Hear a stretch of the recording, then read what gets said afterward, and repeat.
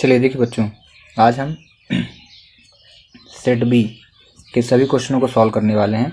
Objective question जितने भी हैं उनको सबको सॉल्व कर देंगे, ठीक है ना। और आपको यही बता देंगे कि कौन सा ऑब्जेक्टिव किस चैप्टर से आए हैं, ठीक है।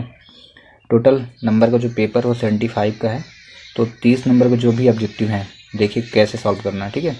इस सेट बी है मैथ का, तो शुरू करते हैं।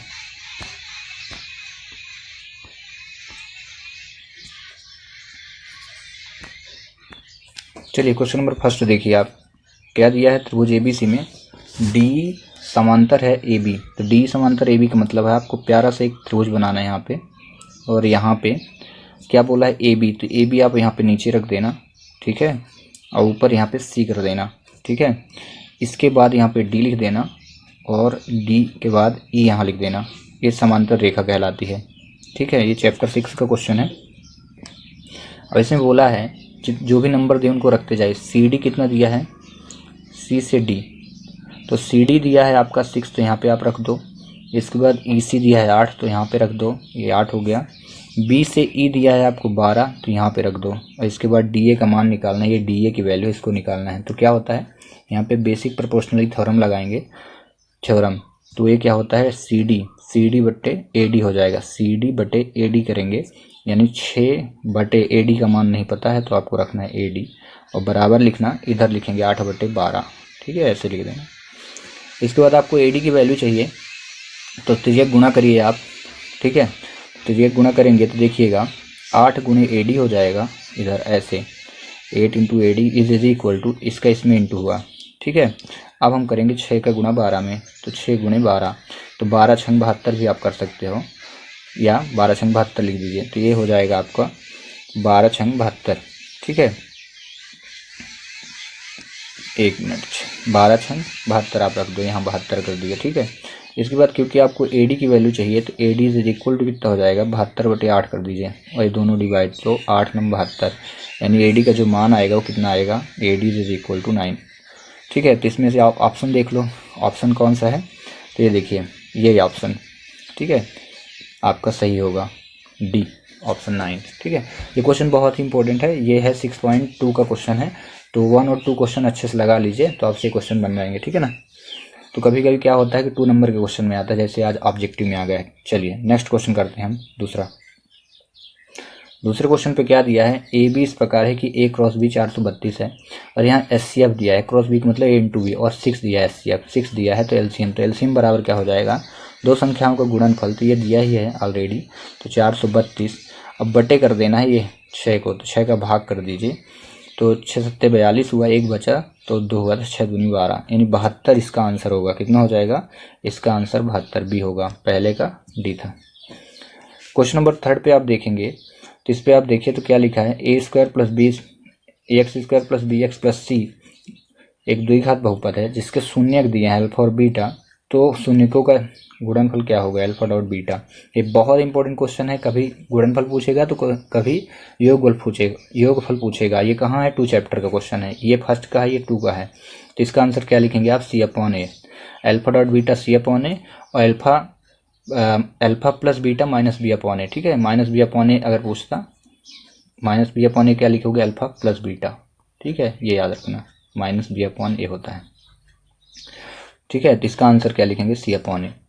चलिए क्वेश्चन नंबर 3 हुआ कंप्लीट। अब हम करेंगे क्वेश्चन नंबर 4। चलिए देखिए,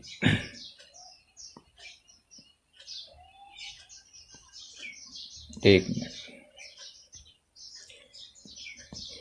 तो इस पे क्वेश्चन नंबर 4 पे दिया है a1 अपॉन a2 बराबर नहीं b1 अपॉन b2 रैखिक समीकरण युग्म ये दिए गए हैं, तो बताइए कि इनमें से क्या होगा।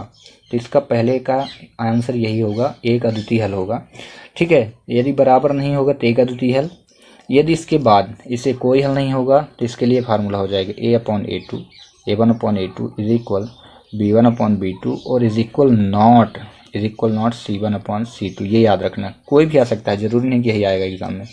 अनंतजनिक हल के लिए सभी बराबर हो जाते हैं, a1 अपॉन a2 बराबर b1 अपॉन b2 और बराबर क्या हो जाता है, c1 अपॉन c2। ये याद रखना, ठीक ना। और ये किसका है, ये जो ऑप्शन दिया क्या है, कहा द्वितीय हल का, ठीक है ना।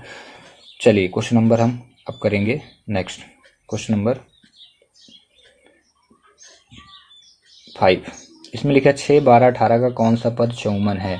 ठीक है, तो यहाँ पे ए की वैल्यू 6 रहेगी, पहला जो मान है वो ए कहलाएगा। फिर आपको डी निकालना पड़ेगा, तो डी का मान क्या हो जाएगा, आप यहाँ पे देखिए, तो इन दोनों को घटाना है, दोनों पदों को, सेकंड वाले को लेना है। तो 12 माइनस 6 करेंगे, क्योंकि A2 माइनस A1 होता है, तो कितना है 6। शॉर्ट फॉर्म में पूरा समझा रहा हूँ।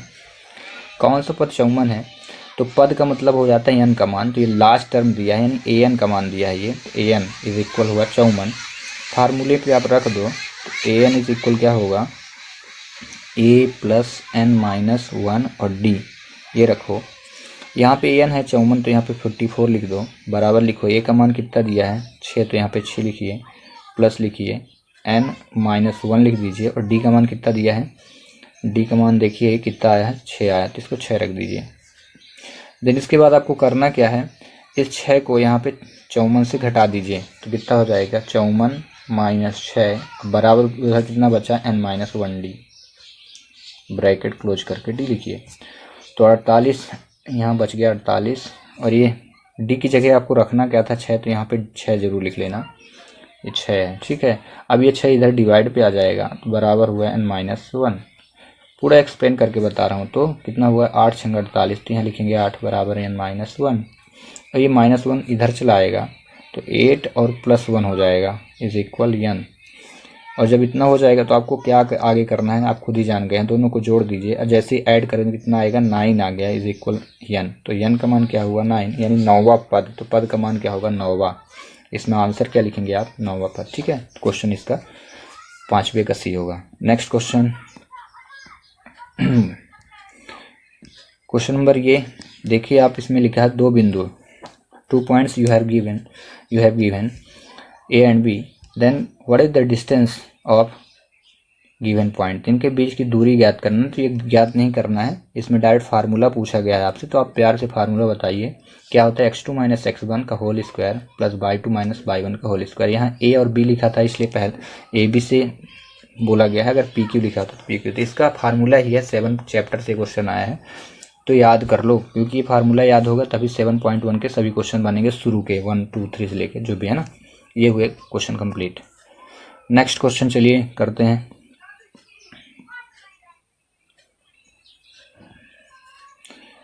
नेक्स्ट क्वेश्चन में fill in the blanks given है आपको, उसको कर लीजिए। प्रत्येक भाज्य संख्या को यहाँ क्या लिखेंगे, प्राइम भाज्य संख्या को प्राइम संख्याओं का मतलब होता है अभाज्य संख्याओं के गुणनफल के रूप में व्यक्त किया जाता है। तो इसका आंसर क्या होगा, अभाज्य संख्या। क्या लिखेंगे, अभाज्य संख्या लिख लेना है, अभाज्य संख्या आप लिखना है, इसको इंग्लिश में लिखेंगे प्राइम नंबर। दूसरा द्विघात समीकरण की व्युत्पत्ति, what is the formula of discriminant, तो इसका फार्मूला आप लिखोगे b square minus 4ac। 4 chapter का समरी पढ़ लेना, इसके लिए 1 चैप्टर का समरी पढ़ लेना। क्वेश्चन नंबर 3, n पद हो तो प्रथम पद क्या होगा, n की वैल्यू इतनी दी है तो प्रथम पद क्या होगा। प्रथम पद को a1 बोलते हैं ऐसे टर्म में, जब ऐसे क्वेश्चन आए तो a1, यानी n का मान 1 रख दीजिए इसमें, तो 3 + 2 × 1 तो कितना हो जाएगा 3 और 2 1 जा 2, तो कितना आया 5। तो इसका आंसर आप क्या लिखने वाले हो, यहाँ पे क्या लिखोगे 5, यहाँ पे क्या लिख दोगे 5 लिख देना। ठीक है, ये 5 होगा। नेक्स्ट क्वेश्चन आप देखो, वृत्त को 2 बिंदुओं पर प्रतिच्छेद करने वाली रेखा को क्या बोलते हैं, छेदक रेखा। क्या लिखोगे आप यहाँ पे छेदक, सेकंड बोलते हैं, सेकंड छेदक, छेदक रेखा इंग्लिश में सेकंड बोलते हैं, और छूने वाले को टेंजेंट बोलते हैं, स्पर्श रेखा। ये 10 चैप्टर से आया है। क्वेश्चन नंबर 5 देखो आप, दो समान कोणिक त्रिभुजों में उनकी संगत भुजाओं का अनुपात क्या होता है। तो यहाँ समानुपातिक रहेंगे, समानुपातिक लिख देना ना, समानुपातिक। ठीक है, इंग्लिश में लिखेंगे करस्पॉन्डिंग साइड क्या होती है, प्रोपोर्शनल होती है, तो यहाँ प्रोपोर्शनल लिखना पड़ेगा इंग्लिश में। ठीक है, चलिए लास्ट क्वेश्चन को हम करेंगे, इसी का लास्ट। तो लास्ट में क्या दिया, 3 मीटर मीनार है, तो ये मीनार प्यारा सा ऐसे बना लेना। ठीक है, मीनार में ये हाइट कहलाती है, ये वाली पोर्शन हाइट है, तो 3 मीटर हाइट हो गई है, 3 मीटर दूर डिस्टेंस है ये। तो इसमें बोला चोटी का उन्नयन कोण क्या होगा, तो 3 से 3 काट दो, ये शॉर्ट फॉर्म है भाई, 3 से 3 काट दो और यहाँ लिख दो tan थीटा, तो 3 बराबर है, कि और ज़्यादा विस्तृत करना तो 3/3 लिख के काट दो, तो कितना आया 1। तो यहाँ अब कितना आ गया 1, तो लिखिए आप tan theta is equal to 1। तो बताइए टेन थीटा में कौन सी ऐसी डिग्री जिसका मान 1 होता है, तो 45 डिग्री। तो आप अगर ज़्यादा एक्सप्लेन करना है तो टेन थीटा बराबर लिखेंगे 1045। क्या लिखेंगे? 1045 डिग्री लिख दोगे। अब 10 से 10 कट जाएगा तो थीटा का मान, थीटा को कहते हैं कोण, एंगल, कितने डिग्री होगा? 45। तो इसका आंसर जो आप लिखने वाले हो क्या लिखोगे? 45। अगर आपको समझ में आ गया तो मैं एक क्वेश्चन देता हूँ। अगर ये क्वेश्चन वास्तविकता में आपको समझ में आ गया हो तो चलिए क्वेश्चन देता हूँ। यहाँ 3 मीटर की जगह मैं लिख दिया 10 मीटर, ठीक है। और ये जो 3 मीटर है यहाँ पे लिख दिया मैंने 10√3 मीटर। तो बताइए what is the angle of elevation, उन्नयन कोण क्या होगा? ठीक है। अगर रियल में आपको समझ में आया होगा तो 1 नंबर का ऑब्जेक्टिव आपका श्योर बन जाएगा, ठीक है। कमेंट्स जरूर करिएगा, बदमाशी बिल्कुल नहीं। चलिए नेक्स्ट क्वेश्चन। और एक काम और करना है, जैसे आपके जो भी आप देख रहे हो आपसे ये वीडियो देख करके कुछ हेल्प हो रही है तो आप अपने फ्रेंडों को ज़रूर बता देना। मैक्सिमम क्वेश्चन रिपीट होने वाले हैं, श्योर रिपीट होंगे। एग्ज़ाम के बाद आपको भी इस चीज़ का ट्रस्ट हो जाएगा। तो आप अपने फ्रेंडों को ज़रूर इसको सेंड करिए जिससे उनकी हेल्प हो जाए। 90% केसेस पे अगर इन ऑब्जेक्टिव को कोई प्रिपेयर कर ले तो जो फेल होने कंडीशन में है ना, तो ऑब्जेक्टिव कुछ 2-4 क्वेश्चन अगर पढ़ लेंगे तो पास हो जाएंगे। तो आप प्लीज़ शेयर कर देना इनको, है ना। चलो क्वेश्चन नंबर थर्ड पे क्या दिया है देखिए, अच्छा क्वेश्चन है। क्वेश्चन, किसी बिंदु का भुज शून्य है, भुज को असीसा बोलते हैं, एंड कोटि ऑर्डिनेट, तो वह x अक्ष पर स्थित है। तो इसको लिख देना रॉन्ग, क्योंकि क्वेश्चन में बोला है भुज पहले होता है x और ये 3। तो आप यहाँ देख रहे हो ये x है और ये क्या है? y है। तो ये क्योंकि y कोऑर्डिनेट दिखा रहा है, x 0 दिख रहा है, तो ये x पे नहीं होगा, y पे होना चाहिए। तो ये रॉन्ग हो जाएगा, पहला रॉन्ग है। सेकंड पे देखते हैं। तो सेकंड क्या लिखा है? किसी द्विघात समीकरण की विकर्ण का मान शून्य हो तो मूल वास्तविक और समान होता है। 2 इक्वल रूट होता है क्या? यदि d इज इक्वल 0 हो तो हाँ, इसको आप ट्रू कर दो, सही है। फिर थर्ड क्वेश्चन आप देखिए, श्रेणी 2 एक समांतर श्रेणी है, तो इसको बोल देना रॉन्ग है। रीजन बता देता हूँ कैसे। d का मान निकाला जाता है, तो पहले d का मान निकालेंगे a2 - a1। इसको चेक करने के लिए 2 बार फार्मूला लगाएंगे d का। तो a2 मतलब दूसरा वाला पद, तो ये -2 हुआ, और a1 मतलब पहला वाला अंक, ठीक है। ये माइनस लगा देना क्योंकि फार्मूला लगा। फिर दोनों को जब आप जोड़ेंगे, एक जैसे चिन्ह है तो जब जोड़ेंगे तो समान चिन्ह जोड़ेंगे तो कितना आ गया? -4। ये पहली बार डी का मान हुआ। अब जब AP होता है तो उसके डी के मान जितने भी होते हैं वो क्या होने चाहिए? समान होने चाहिए, ठीक है। तो क्योंकि समान होगा तो AP होगा, अदरवाइज नहीं होगा। तो आपको क्या करना है, यहाँ पे एक बार और d का मान निकालना है। तो d इज इक्वल टू, इस बार a2 नहीं करना है, इस बार क्या कर देना, देखना ना, इस बार d की वैल्यू a3 कर देना, a3 - a1 कर देना, a1 नहीं a2। जितना पद लिया जाता है उससे एक कम, 3 लिया तो 2। अब a3 मतलब ये तीसरा पद होगा 2, माइनस लगा देना। फिर a2 का मान क्या है? -2, तो माइनस को 2 को ब्रैकेट में कर देना। देन इसके बाद ब्रैकेट ओपन कर लो मुन्ना, तो ये माइनस माइनस प्लस हुआ, ठीक है। तो 2 2 जा कितना हुआ? 4 हुआ। अब AP होने कंडीशन क्या है? अगर श्योर AP है तो आपको ये याद रखना है कि उनके जितने भी टर्म होंगे, जितने भी पद होंगे d वाले, वो क्या होने चाहिए? सेम, यानी इक्वल होने चाहिए। तो इस d की वैल्यू है कितनी? 4, और इस d की वैल्यू कितनी? -4। क्योंकि d अलग अलग आई इसलिए AP नहीं होगा। तो इसलिए इसका आंसर आप क्या लिखोगे? रॉन्ग, ठीक है। चलिए पहला क्या लिखे? रॉन्ग। फिर दूसरा क्या आपने लिखा? ट्रू। तीसरा फॉल्स। चलिए क्वेश्चन नंबर फोर्थ पे, क्षैतिज तल से ऊपर देखने पर दृष्टि रेखा उन्नयन दृष्टि रेखा क्षैतिज रेखा के साथ अवनमन कोण बनाती है, तो बिल्कुल रॉन्ग है। जब कोई व्यक्ति रास्ते पे चल रहा हो और बिल्डिंग को देख रहा हो तो वो क्या कहलाएगा? एंगल ऑफ एलिवेशन, ठीक है। जैसे व्यक्ति है और ऊपर की ओर देख रहा, छत में देख रहा, तो एंगल ऑफ एलिवेशन यानी उन्नयन कोण कहलाएगा, ठीक है। लेकिन यदि कोई व्यक्ति छत पे खड़ा है और नीचे की ओर देख रहा, तो ये जो एंगल बनेगा इसको बोलते हैं एंगल ऑफ डिप्रेशिएशन। मतलब नीचे से ऊपर देखोगे तो उन्नयन कोण बनेगा, और ऊपर से नीचे की ओर देखोगे तो अवनमन कोण बनेगा, ठीक है। तो ये क्वेश्चन क्या है? फॉल्स है, क्योंकि बोला जा रहा है कि क्षैतिज तल नीचे है ऊपर देख रहा है, तो जब नीचे ऊपर देखेगा तो उन्नयन बनना चाहिए, लेकिन बोल के दिया अवनमन, ठीक, रॉन्ग होगा। क्वेश्चन नंबर 5 याद कर लो, 9 चैप्टर का है, बहुत इंपॉर्टेंट क्वेश्चन। ये 5 का था और ये वाला 4 का था, ठीक है। और पहला वाला जो है वो आपका 7 का है। एक किनारे पर बेलनाकार बनाई गई पेंसिल एक शंकु और एक बेलन का संयोजन है। एक बेलन बना लीजिए और ये कहने का मतलब इस क्वेश्चन ये कहना चाहता है आपसे कि जो पेंसिल होती है, पेंसिल आप देखिए हो ना, पेंसिल को पहले हम बना लेते हैं, पेंसिल हुई और आपने इसको शार्पनर से मेक कर लिया लिखने के लिए तो इसमें आप देखोगे तो ये जितना पोर्शन है ये वाला, ये बेलन कहलाया, ठीक है। और ये आगे वाला पोर्शन जो दिख रहा है आपको, ये इसी प्रकार रहता है ना पेंसिल, तो आगे वाला पोर्शन क्या रहता है, शंकु, जो कैप आप लोग पहनते हो तो सही है, ये तो बोला जा रहा है कि बनाई गई पेंसिल एक शंकु और एक बेलन का संयोजन है, दो चीज़ों को मिला के बनाया गया, तो आप लिखेंगे हाँ ट्रू है, बिल्कुल करेक्ट बात बोली गई है, ठीक है। चलिए क्वेश्चन नंबर नेक्स्ट करते हैं, क्वेश्चन नंबर 6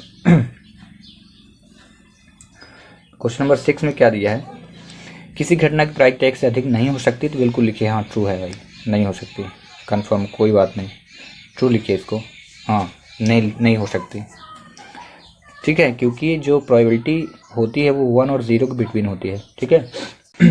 चलिए नेक्स्ट क्वेश्चन को करते हैं। तो इसका आंसर आप क्या देंगे, लास्ट वाले का ट्रू लिखेंगे, ठीक है, कि यही बोला गया कि एक से अधिक नहीं हो सकती ना, हाँ सही है, क्योंकि 0 1 के बिटवीन ही रहेगी। चलिए नेक्स्ट क्वेश्चन हम करेंगे अगला क्वेश्चन नंबर 3 कंप्लीट 4th में चलते हैं, मैच द कॉलम। तो मैच द कॉलम में पहला आप देख लो 1 + 10 1 + cot स्क्वायर, ये जो है ना ये आपकी थर्ड आइडेंटिटी है, यानी तीसरी सरसंख्या है तो तीसरी सरसंख्या क्या होती है, लास्ट में कौशिक स्क्वायर होता है। ये आंसर भी याद रखना, अगर क्वेश्चन स्क्वायर में है तो आंसर स्क्वायर में होगा, ठीक है, बाकी तो है नहीं, तो स्क्वायर में यही रहेगा। तो पहले का आंसर क्या होगा, एफ, ठीक है, पहले को आप मिला देना एफ से, ठीक है। अब क्वेश्चन नंबर 2 देख लो, क्वेश्चन नंबर 2 सेक लिखा है, सेक का अपोजिट होता है कॉस, तो 1/cos हो गया। फिर थर्ड क्वेश्चन पे आप देखोगे, थर्ड पे क्या लिखा है, इसकी वैल्यू, ये फर्स्ट आइडेंटिटी है, इसका मान क्या होता है हमेशा 1, ये हो गया, इसका 1 होगा, ठीक है। फिर वृत्त की परिधि 2πr होती है, ठीक है, याद कर लो, वृत्त की परिधि द्वारा 2πr होता है। नेक्स्ट आप देखेंगे वृत्त का क्षेत्रफल πr² होता है। और इसके बाद लास्ट बचा असंभव घटना की प्रायिकता, असंभव घटना की प्रायिकता क्या होगी, तो आपको बताना है कौन सी हो जाएगी असंभव घटना की प्रायिकता। तो आई होप कि आपसे बनता ही होगा, क्या होती है, 0 होती है। इस प्रकार ये मैच द कॉलम हो जाएगा कंप्लीट, ठीक है। तो 3 क्वेश्चन जो है ना, ये शुरू के 3 क्वेश्चन 8 चैप्टर से बने हैं, और ये लास्ट के 3 क्वेश्चन जो है ना पुरानी एनसीईआरटी के 13 और 12 से बना, 3 नहीं, लास्ट वाला तो प्रोबेबिलिटी का है, प्रायिकता का है, आप पढ़ लो इसको, काफ़ी बार क्वेश्चन आएंगे, ये श्योर है क्वेश्चन आना ही आना है, ये प्रायिकता वाले फिल इन द ब्लैंक्स जितने रट डालिए आप, है ना।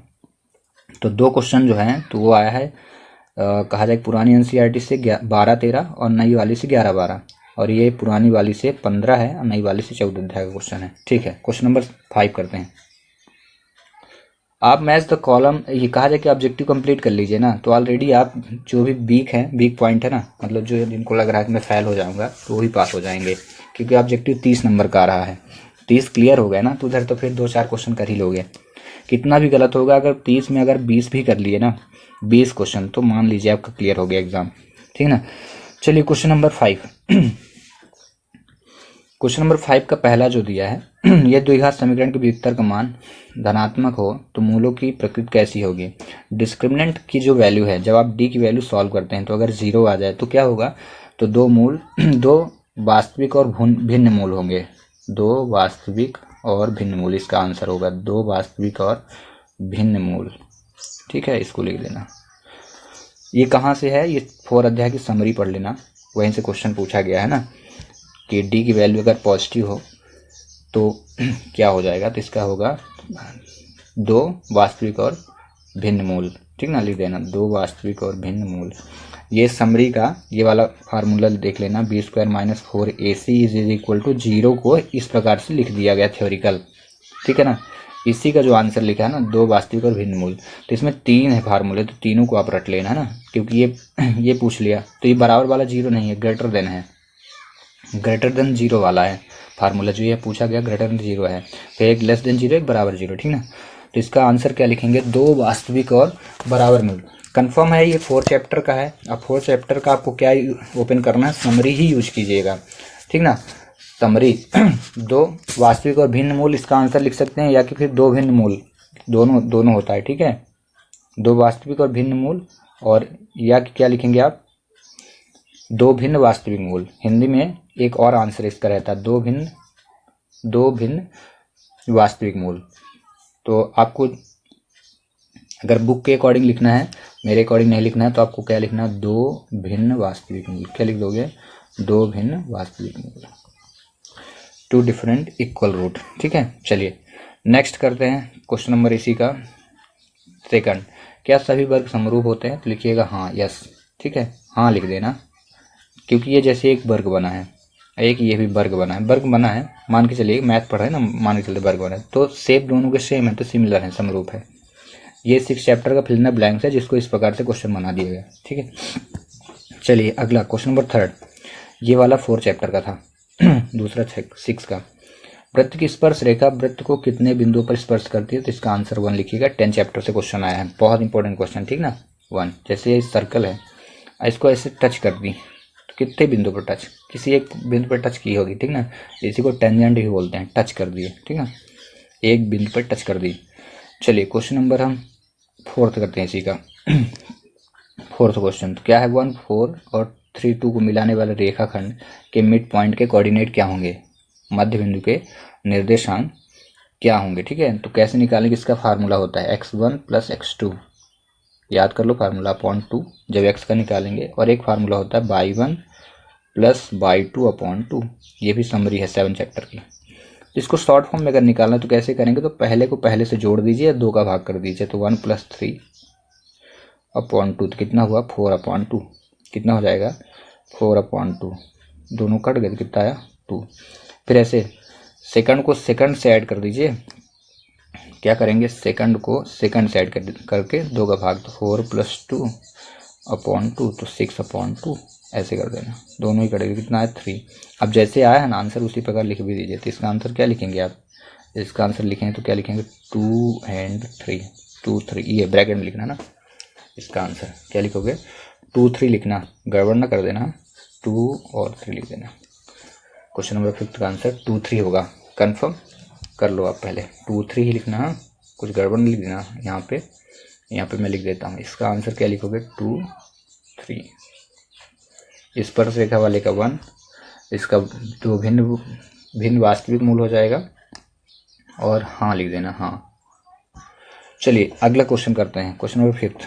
घनाभ के संपूर्ण पृष्ठ का क्षेत्रफल, तो 2 ब्रैकेट LB + BH + HL होता है, ये आपको याद करना है। और ये कहाँ से आया है, 12 चैप्टर से।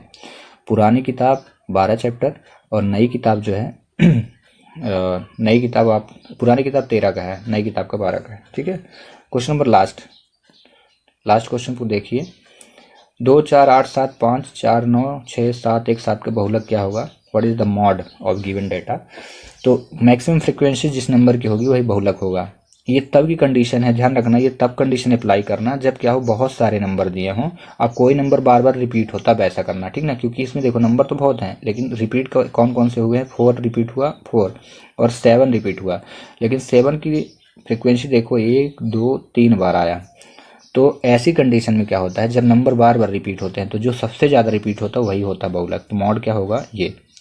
लेकिन एक चीज़ और नोट करना, कभी कहीं घुमा के क्वेश्चन देगा, मान लो क्वेश्चन घुमा के दिया, 4 दे दिया, मान के चलते हैं ऐसा क्वेश्चन दे दिया आपको, जैसे 4 दे दिया, ठीक ना, 4 दे दिया, 6 दे दिया, 1 दे दिया, 8 दे दिया, ठीक है, और 2 दे दिया। अब इसमें फ्रिक्वेंसी क्या होगी, तो क्योंकि इसमें देखो नंबर तो दिए हैं लेकिन डेटा रिपीट नहीं हुआ है, कोई भी डाटा है क्या यहाँ रिपीट, 4 अकेला है, 6 अकेला, 1 अकेला, 8 अकेला, 2 अकेला, तब इसमें क्या होगा, जो सबसे बड़ा नंबर होगा ना वही आपकी फ्रिक्वेंसी होगी, जो सबसे बड़ा होगा, याद कर लो, जो सबसे बड़ा होगा। तो इसमें कौन सा है, 8, लेकिन इसकी कंडीशन अलग है, जिसमें नंबर रिपीट होते हैं तो उसमें वो होगा जो कई बार आया है, जो ज़्यादा से ज़्यादा बार आया, लेकिन जिसमें नंबर रिपीट नहीं होते तो वो होगा जो इकलौता आता है, सबसे बड़ा अंक वो वाला होगा।